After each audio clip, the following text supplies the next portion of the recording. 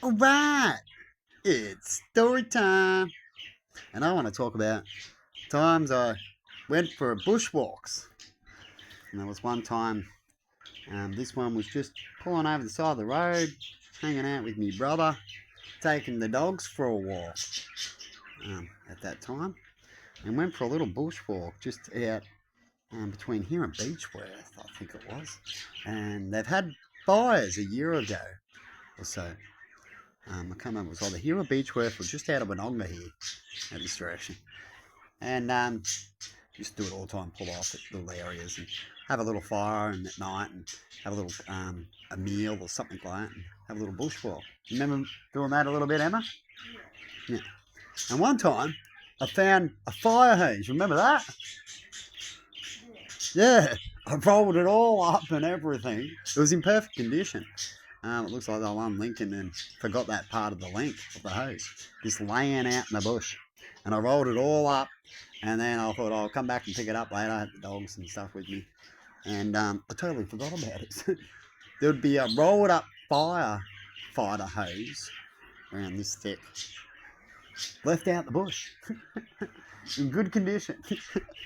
So I thought I'd tell a little story about how firefighters need equipment all the time because sometimes they're busy, sometimes they're in certain circumstances. So they've got an excuse for it. You wouldn't want to happen all the time. You would want to check up their list of lost items as people can steal as well from workplaces and pretend that they got lost, you know what I mean? And so firefighters always need help. Without firefighters and their equipment, it's a little bit like building that stupid house right in a volcano. Hang on, a cyclone area, right? And it's made of wood and straw, right? You said volcano. I'm into the volcanoes at the moment. They're like building right next to a volcano, and it erupts, right? And they don't have that volcano-proof house. That was going a bit far, so I had to change it. That's what I was about to say.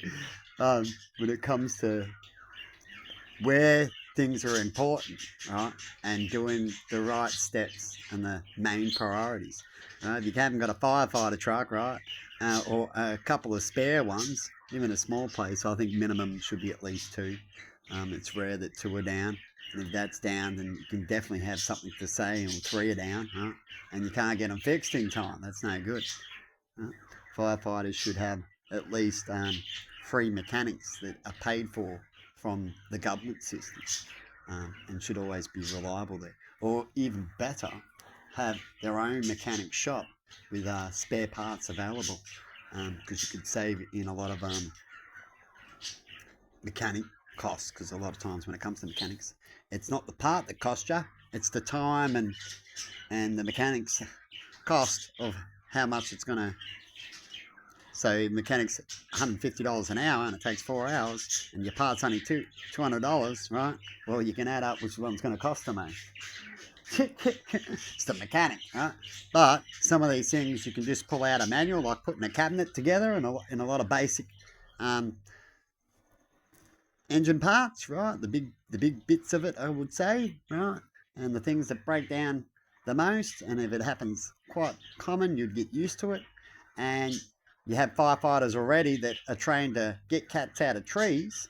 Well, you can get a firefighter instead of working out and standing around. He can just check out a manual book, or he'll be at least have the availability to do that offer. And that way, if they don't do that, we can talk about that. You had at least you could have done that, but you don't. You don't want to work. You want us to fix it. Is that what's going on? And we can go from there, right? But if they can't even do things and don't have the equipment in areas where they can, well, then they can say, well, you need to go fix it for us, couldn't they, Emma? Right? But if you can go, well, I know you've got a lot of spare time in a lot of areas, and I'm not saying to be a mechanic, but I'm saying we can work out what's the easy cooking, like being a chef, right? We learn to cook basic meals so we can eat when we need to, instead of always ringing up for pizza or need a chef, right? But if you got complicated things, so you can get a lot of things that play up to be fixed that way, right? Instead of always calling the mechanic. Um, and I think a little basic training like an oil change, checking out a few things, changing springs, things that are pretty basic, and changing brakes, all that kind of stuff. If they can figure out to be a firefighter, they can figure out these kind of things. What do you reckon, Emma? Right, as they say, 8-year-olds can start training in fixing cars, right? But anyway, have a good one, and see you later.